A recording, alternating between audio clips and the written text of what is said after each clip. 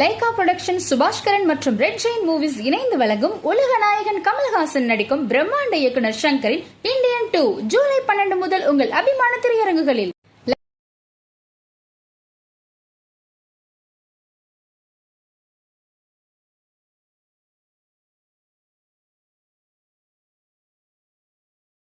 கவலைப்படுறதில்லை, loss எனக்கு இல்லை. ஏன்னா எனக்கு நான் படம் எப்படி எடுக்கணும்னா அந்த படத்தோட கதையை நம்பிதான் படம் எடுத்துட்டு இருக்கேன்.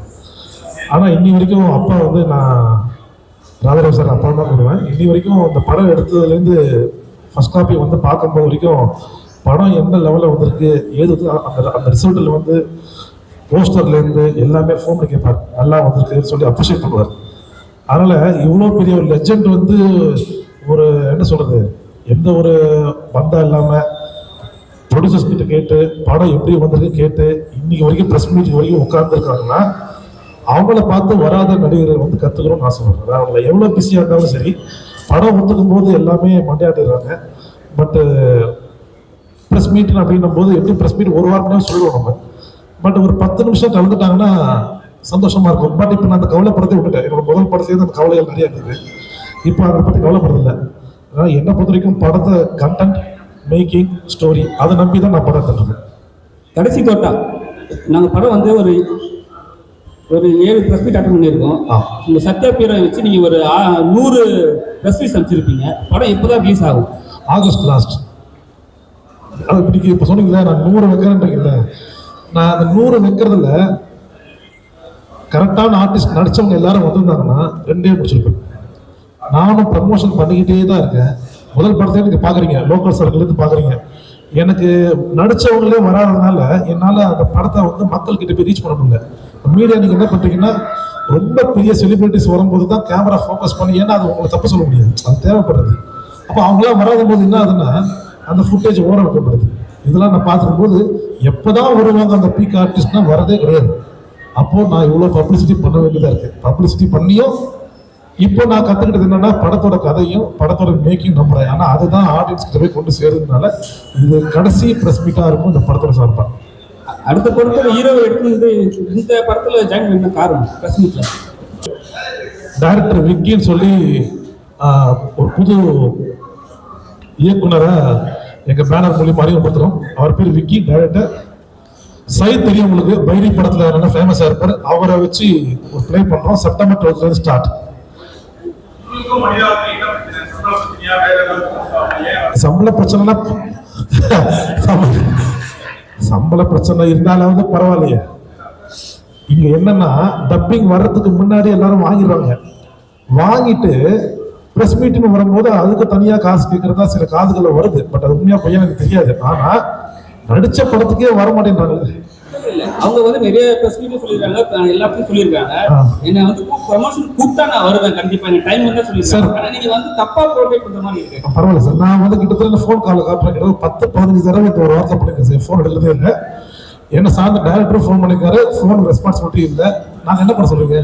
இப்போ அவங்க வந்தாதான் அப்படின்னும் போது எங்களுக்கு ஒன்று கிடையாது. அதான் சொன்னேன், நான் அந்த மென்டாலிட்டியை மாற்றிக்கிட்டேன். என்னோட படம் நல்ல படமா எடுக்க வேண்டியது பொறுப்பு. அப்போ அப்பா சொன்னார்ல, மேடம் வந்திருந்தாங்கன்னா எங்களுக்கு மைலேஜ், அந்த மைலேஜ் அவங்க கொடுத்துருந்தாங்கன்னா ஏன்னா அவங்க இன்னும் படம் பார்க்கல, மேபி பார்த்துருந்தாங்கன்னா கண்டிப்பாக அவங்க வந்து ஒரு தானாகவே முன்னேந்து வருவாங்க. ஏன்னா அவங்க எப்படி எடுத்துட்டு இருக்காங்கன்னு தெரியாது. அப்பா சொன்னாலே முக்கியமான ரோல் ப்ளே பண்ணிருக்காங்க வனிதா. இது வரைக்கும் அவங்க ஹிஸ்ட்ரியில் இந்த மாதிரி ஒரு ப்ளே பண்ணுவாங்களா அப்படின்றது ஒரு சேலஞ்சிங்கான விஷயம் தான். பட் கூட்டம் ஃபோன் பிக் பண்ணல, ஸோ ஒரு வேலை எந்த பிஸியாக இருக்கலாம், அதை நான் தப்பாக சொல்ல முடியாது. பட் இருந்தாலும் ஒரு மெசேஜாக கேட்டுருந்தாங்கன்னா எனக்கு வந்துருந்தாங்கன்னா எங்களுக்கு மைலேஜ் கிடைச்சிருக்கும். அப்பா சொன்னாங்க அந்த மைலேஜ் இல்லாதனால தான் ப்ரெஸ் மீட் ஏறிட்டு இருக்கு. உங்களுக்கு மைலேஜுக்காக தான் அவங்க காசு கேட்குறாங்கன்னு சொல்றீங்களா? நான் அப்படி சொல்லலை. எனக்கு வந்த நியூஸ் உண்மையாக போய் இல்லைன்னு சொன்னேன். ஆமாம், அது உண்மையா இல்லையான்றது எனக்கு தெரியல. பட் நான் அப்படி சொல்லலை. காதலை வந்தது அது பொய்யா கூட இருக்கலாம். நான் எப்போதுமே என்கிட்ட வர வரைக்கும் அது உண்மையா பொய்யான்றது ஆரம்பிச்சேன். பட் அதனால அவங்க வரல. சரி, அவங்க வந்துட்டாங்கன்னா எனக்கு ஒரு மைலேஜ் கிடைச்சிருக்கும்.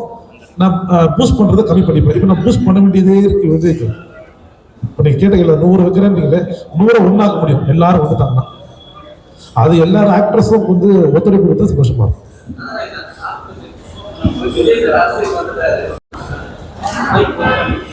அதைத்தான் சார் அதுதானே இந்த படத்துல நல்ல அடையாளம் தெரியும். ஒரு முக்கியமான கண்டென்ட் ப்ளே பண்ணிருக்காரு பிரதர். பேசு பிரதர். எல்லாத்துக்கும் வணக்கம்.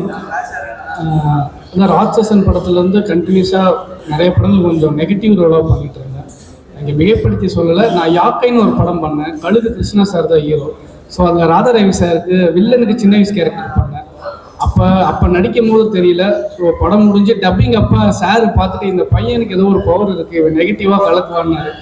சத்தியமா சார், அது இன்னைக்கு எனக்கு நிறைய படங்கள் என்னை கூப்பிட்டு நான் எனக்கு எப்படி சொல்கிறது, மீச தாடியே இருந்தால் தான் அந்த அளவு நெகட்டிவாக இருக்கும்னு நிறைய பேர் சொல்லுவாங்க. பட் எனக்கு எதுவுமே இல்லை, சின்ன பையன் மாதிரி இருக்கேன். இது நம்ம இந்த கேரக்டர் நெகட்டிவாக பண்ணி ரீச் ஆகுமான்னு பார்க்கும்போது ஸோ அவங்க சொன்ன வார்த்தைகள் தான், அதுதான் இந்த அளவுக்கு நிறைய பேருக்கு நிறைய நெகட்டிவ் கேரக்டர் பண்ணி நல்லா ரீச் ஆச்சு. ஸோ சின்ன பசங்கள்லாம் பார்த்து பயப்படுவாங்க உங்கள் கேரக்டரை பார்த்தா அப்படி சொல்லும்போது. ஸோ அதுதான் நம்ம உண்மையாக ஹார்ட் ஒர்க் பண்ணியிருக்கோம் அப்படின்னு. ஸோ இதுலேயே அதே தான் ராஜேஷ் சார் கூப்பிட்டு இந்த கதை சொன்னாங்க. இது ரொம்ப நல்லா இருந்துச்சு. ஸோ எனக்கு என்னென்னா ராதாரவி சார் கூட பண்ணுறது ஸோ எனக்கு இன்னும் ரொம்ப பிடிச்சிருந்துச்சு. ஸோ அவர் கூட பண்ணதுனால படமும் நல்லா வந்திருக்கு. நவீன் அவங்க தான் டைரக்டரு. ஸோ நல்ல படம், கண்டிப்பாக அது நல்லா பேசப்படும். கண்டிப்பாக தேங்க்யூ.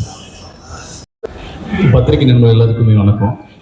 ரொம்ப சந்தோஷமாக இருக்குது இந்த மாதிரி ஒரு தருணத்தில் என்னோடய 2வது படத்தோட அறிவிப்பு ஐயா முன்னாடி கொடுக்குறதுங்கிறது ரொம்ப சந்தோஷம் எனக்கு. பைரிக்கு வந்து நிறைய சப்போர்ட் பண்ணியிருந்தீங்க. ஸோ மீடியா நண்பர்கள் நிறைய பேர் வந்து பயங்கர பாசிட்டிவான கமெண்ட்ஸ் கொடுத்துருந்தீங்க, நல்ல ரிவ்யூ கொடுத்துருந்தீங்க. ஸோ அது எல்லாத்துக்குமே இந்த மேடையில் வந்து நன்றி சொல்லிக்கிறேன்.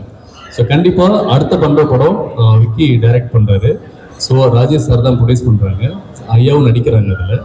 ஸோ அந்த படமும் கண்டிப்பாக உங்களுக்கு என்னோட சப்போர்ட், உங்களோட சப்போர்ட் எனக்கு வேணும். இன்னும் பெரிய இடங்களுக்கு எங்களை கொண்டு போய் சேர்க்கணுங்கிறது அவங்க எல்லாத்துக்கும் நான் கேட்டுக்கிறேன். ஸோ கடைசி தோட்டா மிகப்பெரிய வெற்றி பெற எங்களுக்கு ரொம்ப சந்தோஷம். வெற்றி பெறுங்கிறது பெரிய கான்ஃபிடென்ட் இருக்கு எங்களுக்கு. நன்றி.